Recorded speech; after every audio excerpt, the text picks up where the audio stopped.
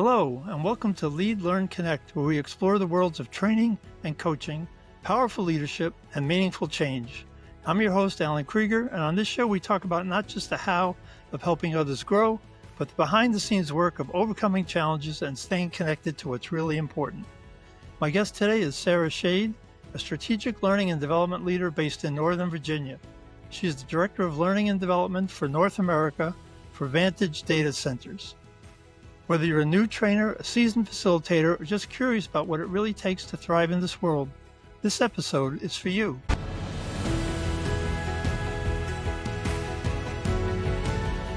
Welcome, Sarah. Thanks. Great to be here.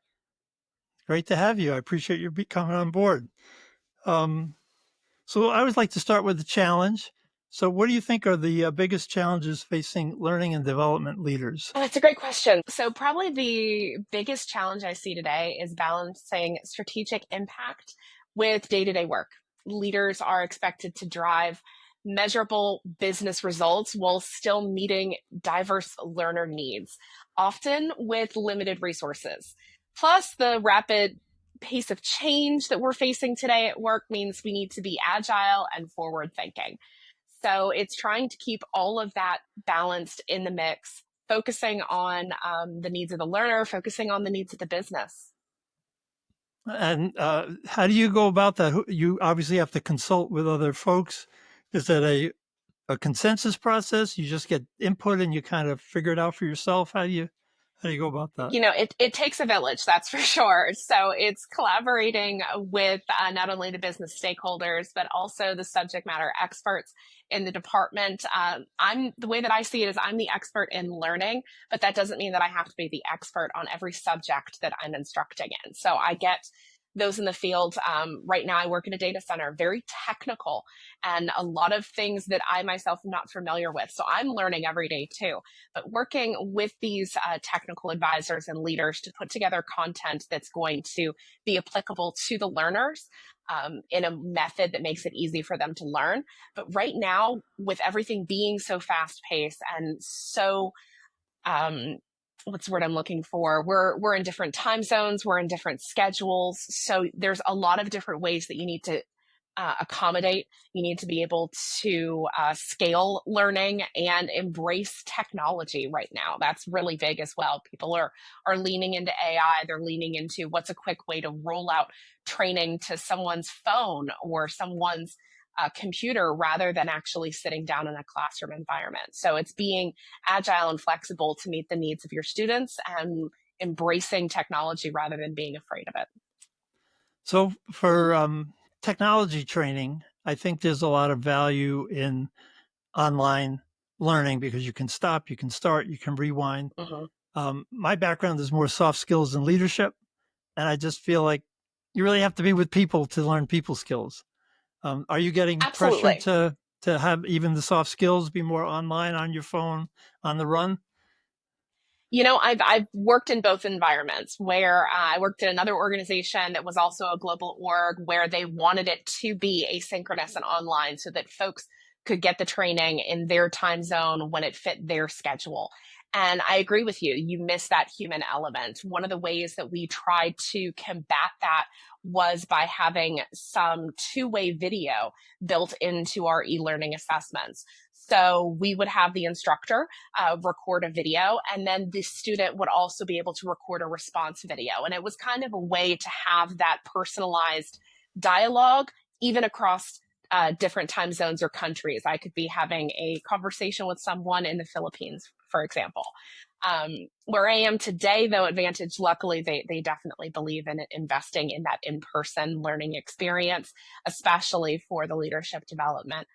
So I'm actually going to be planning a lunch and learn coming up here soon on leadership development. Really looking forward to that and getting in person, being able to have those conversations, make those connections.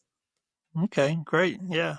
Yeah, that is a challenge of the changing times, like you said, being agile Absolutely. and able to adapt. So you've done a lot of different things in your history. One of the things you talked about was large scale systems like an LMS and career path frameworks. when you're rolling out projects like that in a global or even a national organization where there's so many different people, different agendas, what are some lessons you've learned? What are the keys to making that successful?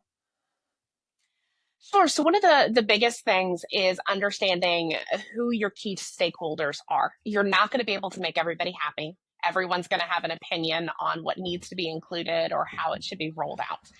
So putting together a team of folks that understand the parameters, the scope, and really sticking to that scope, even if that means telling others, hey, call me out if I start with scope creep and I start looking at areas that are not necessarily uh, part of this project that we're on. So understanding your scope, understanding who your final sign off is.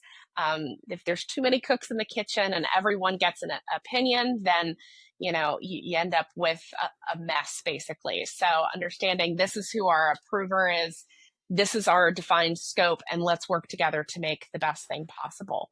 Plus, it's at the same time having a plan in place. I'm a big planner. I love having a project plan laid out with milestone dates and deliverables. It keeps everyone on track and ensures that we have these check-in points along the way where we can pull the emergency brake if we see things going off the rails instead of waiting into that last minute and realizing, hey, we've missed the mark. So planning and a really strong team helps to roll out these big scale initiatives. Okay, yeah, I can see that when you get a bunch of people together, they all have ideas and scope creep happens, changing the direction happens, and having Absolutely. a good anchor to come back to is a great tool. As you know, I'm really interested in communication styles. So you just described someone who's a planner, organized, lays out frameworks. That's our A or analyze style. And That's I'm me. sure, yeah, and I'm sure you've been on groups where there are people who are just really creative types and, oh, let's not get bogged down with deadlines. How do you facilitate a conversation like that when you've got people with very different styles? That's a tough situation to be in sometimes. I can be a little creative myself, so I like some creative problem solving when it comes to that, and letting folks know that these deadlines in this schedule, it's actually there to free us to be creative, so that we know we have this entire portion of time that's dedicated just to design, that's dedicated just to thinking outside of the box. And even in sometimes in our calls, I'll time box things. Okay, the next 15 minutes is just brainstorming, be crazy. Let's really think outside of the box and get it all out on paper. And that lets people know I'll keep track of the time. You go ahead and just go off and be creative. And that seems to work. It leans into one another's strengths. But I think you do need to have that balance, because if you're always in that design or that creative mode, there's always something more you could be doing and you never reach that finish line. So you need someone to kind of hold up that timer and say, hey, we're getting kind of close here. We need to rein this in. Maybe we, table this for next time or put it into a parking lot for a day two release on how we're going to iterate on this training process. Okay, great. So you make opportunities for all the styles to kind of bring their gifts and their strengths, and you have some boundaries so that it doesn't go off too far one way or the other. Absolutely. Okay, great. Um, so you've been in the game for quite a while. How has your training style when you were in the classroom, has it changed over time? Do you see a difference the way you are now versus when you started? Yeah, when I started, I was very much by the book. I worked on a team where we had instructional designers that wrote up all of the training material. And we had a binder with a script and we followed it. And there was a little bit of personalization allowed, but every day was planned out, was mapped out. We knew exactly what we were going to cover. And that definitely helped me find my voice as a trainer, helped me when I first started out. But through the years, I've learned to adapt. I've learned to kind of train off the cuff. I've had trainings before where my slides decided to not pull up, where my screen share wouldn't happen on Teams, and you just kind of got to go with the flow. I've had issues where I presented at a conference earlier this year, and I had a talk track because it was supposed to be a nice formal talk or presentation. I had a talk track on a monitor in front of me, and it completely went blank. And That's when all the preparation that you've done putting together that talk or that training comes into play. And it's like, you know what? I don't need the talk track. I just got to trust my gut and go with it. So through the years, I've been able to trust my gut more. One of the other big changes personally was I've worked in the accessibility field for the last 5 to 10 years or so, and learning more about how people with disabilities learn, I think has helped me be a better trainer. It's helped me to really slow down, take my time, and make sure that I'm addressing the different learning styles. And by doing that, it's ensuring that everybody is able to fully participate. Yeah, one of the communication styles that in the model I've developed is the T or tell style, which is very quick, bored easily. And so I agree with you. Slowing down, being inclusive, making sure everybody gets their time for questions drives those people crazy. So what do you do when you have somebody like that in the room who's just, all right, we got it. We explain it. What's next? We go on, move, keep moving. Or they get disruptive or they just tune out, check their phone. I mean, they broadcast that, hey, I'm bored. Um, So what I try to do is just like a good television show, you have to have breaks every so often in order to re-engage your learners, right? So I will tell folks what I'm going to tell them. I go through the steps of telling them, but I include small little activity breaks throughout that re-engages your kinesthetic learners too, that need to actually put things into place. It also helps, like you said, that tell style that wants something quick and fast, that they can immediately apply what they just learned, that folks can start talking to one another in small groups or breakout sessions. And then I can walk around the room or pop into the different virtual rooms if it's a streamed training. And those folks that do have questions can get my undivided attention, while the other ones can start talking and applying what they've learned so far. okay, sounds like a pretty good strategy. Again, giving everybody a place and a space in the learning day. Um, and so, what are some of the other things you've learned about accessibility, digital challenges with digital learning, and how have you overcome them, or what can other trainers do to be more effective with a diverse audience? Yeah, one of the biggest tips that I tell folks when they are training folks, and there might be someone in their audience with a disability, and really, a lot of times you don't know if there is someone in the audience that has a disability because not all disabilities are evident, right? So, a big thing you can do, whether it is in person or a virtual live training event, is to describe the slides that are on the screen. You could have someone who's sitting in the back of the room and can't really see the fine print. You could have someone who's blind and they can't see the slides at all. You may have a complex graph on the screen, and not everyone is able to really interpret that data.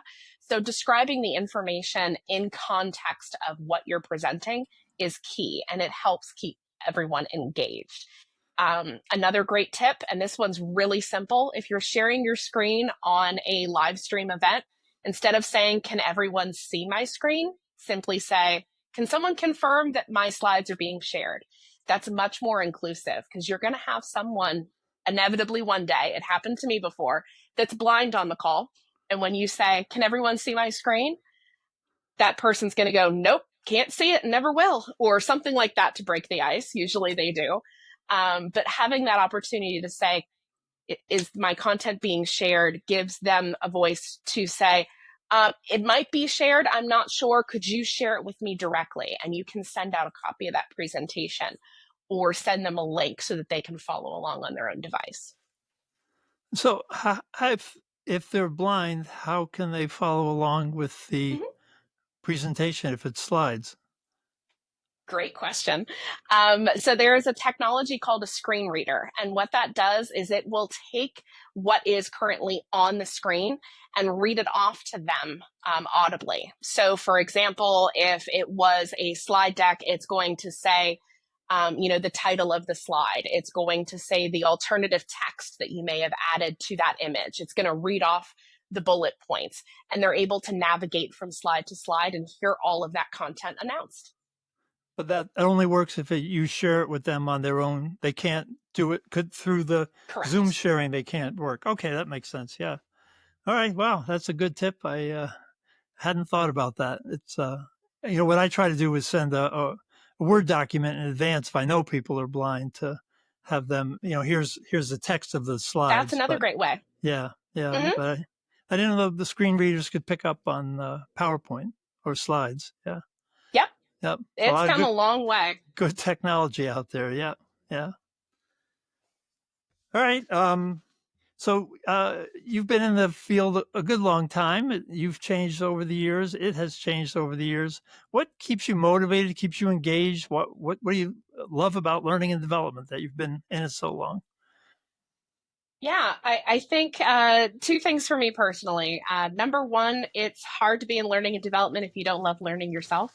And I love learning new things. So having the ability to, learn from others, work with a diverse, group of people at work, whether it's technical training, manager training, I've done finance training. I'm constantly learning different areas, and that helps to keep me engaged personally. But the biggest thing that keeps me wanting to train is what I call that light bulb moment. When you are, training someone on a specific topic, you're helping them learn something new, something that's going to make them successful in their career, and it all kind of clicks and you see that look in their eye of I can do this, and they feel enabled and empowered and encouraged to be able to be successful and take ownership of their career. That's one of the biggest rewards for me. Yeah, again, that speaks to the in-person, whether it's virtual but the Absolutely. contemporaneous training. Because yeah, I've same thing. When people get excited, I can use this, or oh, that's why this person's a problem. I know what to do now. It's very rewarding. But while they're watching some Yeah. pre-recorded, you don't know that they're saying that. They might be saying that at their station. Oh yeah, this is great stuff. But yeah, okay, good. Yeah. Um, and you're a manager, you manage other trainers. And what are Hmm. some of the challenges that newer trainers come into the workplace with that you've had to work with people to learn and adapt? A great question. So I think that a lot of trainers that are newer to the field, they sometimes suffer from imposter syndrome. They're sitting in front of experts, and you're supposed to be training them something new, especially if you're not an expert in it yourself. And one of the things that I've done personally when I start to feel that way, and what I've encouraged folks that have reported to me to do, is acknowledge that, say right to them, hey, I've trained, developers, programmers, I'm training engineers right now. And I'll say, listen, you're the expert in this particular topic. I'm not going to try to say that I know more than you. However, I'm an expert in learning, and my goal today is to help take this information and make it easy for you to learn and understand. And you're going to teach me something in the process too. So let's both, dive in and learn together. And a lot of times that helps you to feel in command and in control of the area where you are an expert. You're an expert in learning and breaking down complex topics, in having people learn how to apply things or question things and grow. And it's okay for you to not know everything. It's okay to say, that's a great question. Let me write that down and get back to you.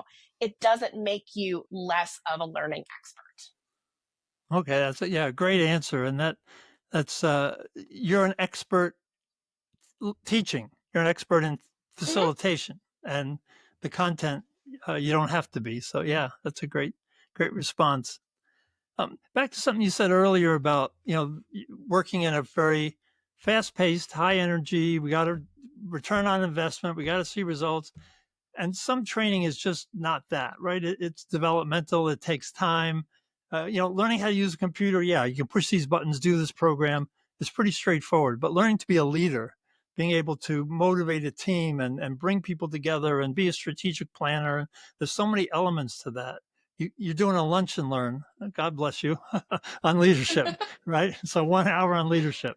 Um, how do you make the case to people who are, the cost center people, saying, we're spending too much on training. We have to do less training, less cost, more training. How do you make the case for that? Some things just take time and take process, or do you? Do you make the case, or do you just say that's not part of the culture and we'll go with getting it done quick? One of the things that I'll say when it comes to learning in general, regardless of the topic, it is a journey, not a destination. No one ever arrives and says, I know it all. I can get this done. Unless you're a toddler who, is going to come in with that approach of, I already know everything, mommy.